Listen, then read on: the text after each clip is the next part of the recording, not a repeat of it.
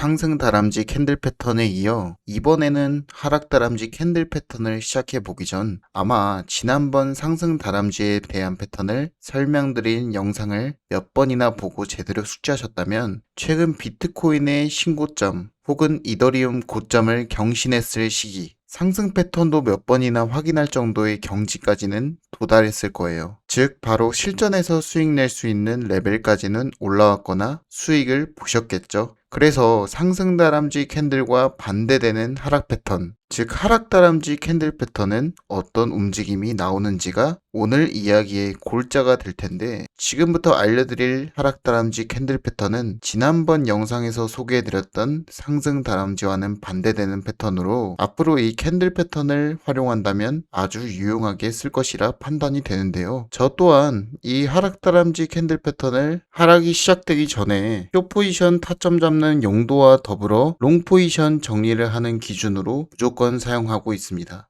또 다른 캔들 패턴과 결합하게 된다면 활용도는 더더욱 늘어나게 될 테니 오늘 영상까지는 필히 시청하셔서 숙지하시고, 또 과거 영상 캔들 패턴도 꼭 두세 번 숙지하셔서 구독자분들의 실전 트레이딩에 많은 도움이 되셨으면 좋겠습니다. 하락 신호를 바로 잡을 수 있는 하락 다람쥐 캔들 패턴, 부연 설명 없이 시작하니 채널 고정해 주시길 바랍니다. 시작하겠습니다. 본론으로 들어가서 하락 다람쥐 패턴의 기본 유형은 적당한 음봉 캔들에 두 번째 캔들에서 도지형, 작은 캔들, 위아래 꼬리가 달린 팽이형 캔들이면 더 좋고, 한쪽으로 꼬리가 달린 망치형이나 영망치형 캔들이어도 상관이 없습니다. 역시나 상승 다람쥐와 동일하게 두 번째 캔들은 양봉과 음봉, 어떤 캔들이든 상관이 없죠. 하지만 마지막 세 번째 캔들은 음봉이어야 합니다. 직전 캔들의 크기보다 크고 낮은 캔들이어야 하며, 역시 위아래 꼬리가 달린 팽이형 캔들이면 하락 신뢰도가 높을 수밖에 없겠죠.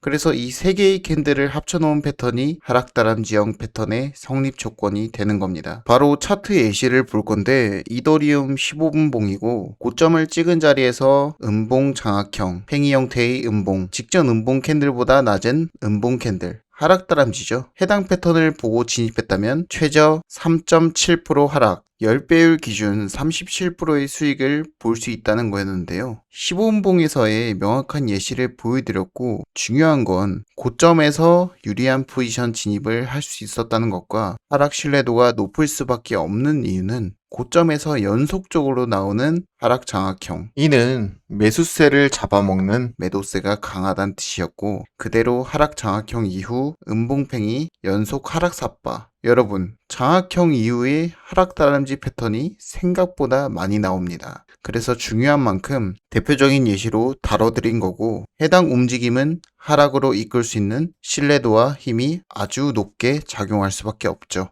하나 더 다뤄보면, 최근에도 비트코인이 123K라는 신고점을 경신할 때 이런 데서 숏을 잡는다는 게 상당히 어려울 수밖에 없죠. 그런데 4시간에서 보면 음봉 캔들 이후 양봉 음봉팽이, 그리고 음봉 캔들이 나오면서 하락 다람쥐, 큰 몸통 하락 다람쥐 형태의 하락이 나오면서 이 부분은 제가 운영하는 스코어 노트에서도 전략으로 사용하여 수익으로 마무리했던 부분이기도 합니다. 이어서 하락 다람쥐 패턴 전략을 활용할 때 가장 중요한 진입 위치에 대해 알려드릴 건데, 일단 지금까지 알려드렸던 캔들 패턴들은 아무 자리에서나 패턴이 나타났다고 해서 다 승률이 높은 진입점은 아닙니다. 그래서 그 유형들은 고점을 경신하는 자리에서 하락 다람쥐 패턴이 나왔는지, 고점을 경신하고 고점을 낮추는 위치에서 하락 다람쥐 패턴이 나왔는지, 이런 경우가 상당히 많이 나옵니다. 그리고 고점을 뚫고 나서 아래로 살짝 눌렸다가 직전 고점보다 더 높은 고점을 만드는 경우, 스탑헌팅이죠. 이런 자리에서 하락 다람쥐 패턴이 나왔다? 지금까지 말씀드린 경우들을 통틀어서 아주 신뢰도가 높은 위치입니다. 그래서 위와 같은 위치들을 숙지만 하시더라도 하락 다람쥐는 물론이고 캔들 패턴을 사용하시는 데에는 신뢰도와 승률에 따른 수익은 자연스럽게 따라오실 겁니다. 이외에도 하락 다람쥐 패턴을 단일로 활용하는 것보다